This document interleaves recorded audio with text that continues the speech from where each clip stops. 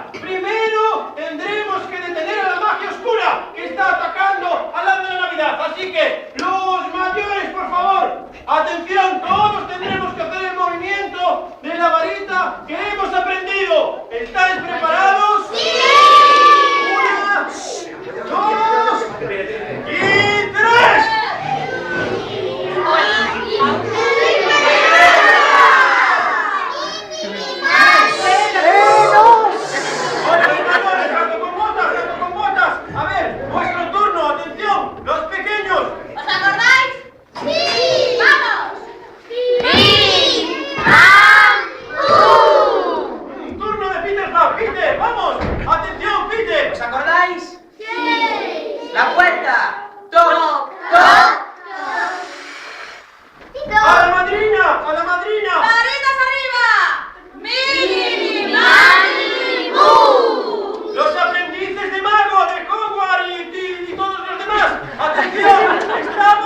1, 2 y 3.